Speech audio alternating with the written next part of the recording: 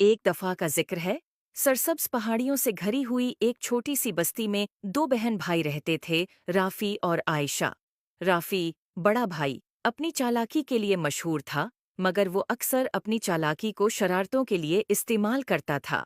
आयशा, इसकी छोटी बहन, नेक दिल थी, मगर राफी के शरारती कामों में आसानी से शामिल हो जाती थी। एक दिन दोपहर के वक्त, जब वो अपने घर के बाग में खेल रहे थे, इन्हें एक पुराना, धूल से भरा हुआ संदूक मिला। संदूक के अंदर उन्हें एक चमकदार लकड़ी की छुड़ी मिली जिस पर प्रासरार नक्श व नुगार बने हुए थे। तजस्सुस से भरे हुए वो छुड़ी को अपनी दादी जहरा के पास ले गए। दादी जहरा की आंखें छुड़ी को देखकर पहचान से चमक उठीं। मेरे प्यारे बच्चों, ये एक जादुई छुड़ी है, उन्होंने वजाहत की। ये ख्वाहिशात पूरी कर सकती है, मगर याद रखो, इसे अक्लमंदी और नेकी के साथ इस्तेमाल करना चाहिए। अगर उसे खुद गर्जी या बेवकूफ़ी से इस्तेमाल किया गया तो ये मुश्किलात पैदा कर सकती है।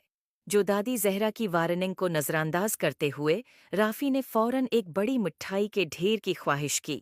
अचानक कमरा मिठाइयों, चॉकलेट्स और केकस से भर गया। आयशा खुशी से चला उठी, मगर जल्द ही उन्हें एहसास हुआ कि मिठाइयाँ इतनी ज्यादा हैं कि वो खा नहीं सकते, और पूरा घर एक चपचपी जिंदगी में बदल गया।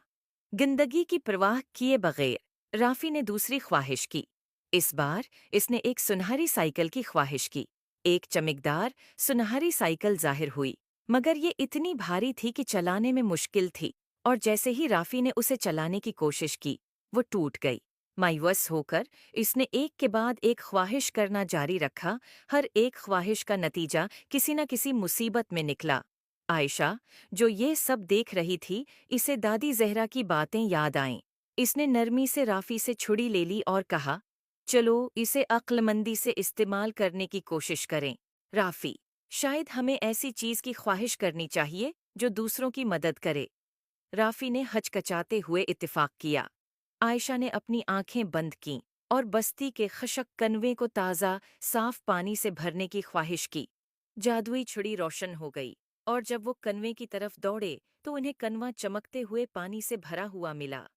देहाती खुशी से झूम उठे और राफी और आयशा का शुक्रिया अदा करने लगे।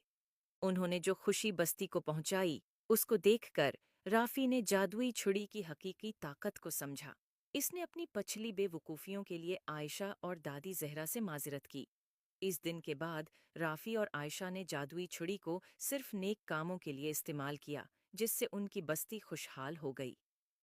किसी नन्मा अखलाक, इस कहानी से सीखने को मिलता है कि ताकत और वसाइल को अक्लमंदी और नेकी के साथ इस्तेमाल करना चाहिए।